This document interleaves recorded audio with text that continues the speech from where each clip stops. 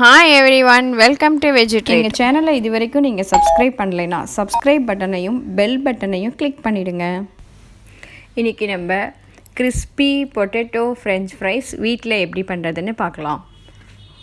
அதுக்கு நீங்கள் பொட்டேட்டோ வாங்கும்போதே இந்த மாதிரி ஊட்டி உருளைக்கிழங்கு இல்லைன்னா இந்த மாதிரி சுரண்டினிங்கன்னா தோல் உருளைன்னு சொல்லுவாங்க, அது மாதிரி வாங்கிக்கிட்டிங்கன்னா நல்லா கிறிஸ்பியாக வரும்.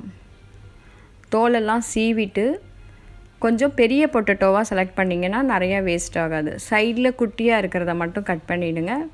சின்ன சின்ன ஃப்ரெஞ்ச் ஃப்ரைஸாக அதை ரெடி பண்ணிக்கலாம். நடுவில் இருக்கிறதெல்லாம் இந்த மாதிரி பெரிய பெருசாக கட் பண்ணிக்கோங்க. இப்போ நம்ம கட் பண்ண இந்த உருளைக்கிழங்க ஒரு பவுலில் தண்ணியில் ட்ரான்ஸ்ஃபர் பண்ணிக்கலாம். வெறும் நம்மளோட குடிக்கிற வாட்டரில் நீங்கள் க்ளீன் பண்ணிக்கோங்க. இதை போட்டு ஒரு 10 மினிட்ஸ் விட்டிங்கன்னா அதில் இருக்கிற ஸ்டார்ச் எல்லாம் இறங்கிடும். அப்போ தான் நமக்கு பொட்டேட்டோ நல்லா கிறிஸ்பியாக வரும். 10 மினிட்ஸ் கழித்து நான் இன்னொரு பவுலில் அதை ட்ரான்ஸ்ஃபர் பண்ணுறேன். இப்போ பார்த்தீங்கன்னா எல்லோ பவுலில் இருக்கும்போது அந்த ஸ்டார்ச் எல்லாம் போய் அந்த தண்ணி ப்யூராக இருக்காது. இந்த பிங்க் பவுலில் ஸ்டார்ச் எல்லாம் போனதுனால ப்யூர் வாட்டராக இருக்கும் அது. இப்போ இதை எடுத்து இந்த ட்ரை பண்ணிக்கோங்க பொட்டேட்டோவை. இது மேலே இன்னொரு டவல் போட்டு அப்படியே ட்ரை பண்ணிக்கலாம். எல்லாத்தையும் ஒரு ஜிப்லாக் கவரில் போட்டு ஃப்ரீசரில் ஸ்டோர் பண்ணி வச்சுக்கலாம். எப்போ வேணுமோ நமக்கு ஆயிலில் அப்போ பொரித்து எடுத்துக்கலாம். இப்போ நான் ஒரு 1/2 hour ஃப்ரீசரில் ஸ்டோர் பண்ணிவிட்டு உங்களுக்கு பொரித்து காமிக்கிறேன்.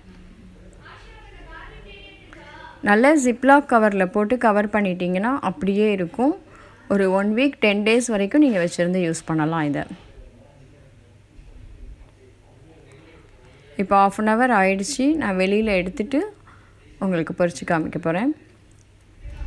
இப்போ ஆயில் ஹீட் ஆகிடுச்சு. ஹீட் ஆனதுக்கப்புறம் ஃப்ளேமை குறைக்க வேண்டாம், மீடியம் ஃப்ளேமில் வச்சே பொரித்து எடுத்துக்கோங்க. கலர் சேஞ்ச் ஆகாமல் இருக்கணும்.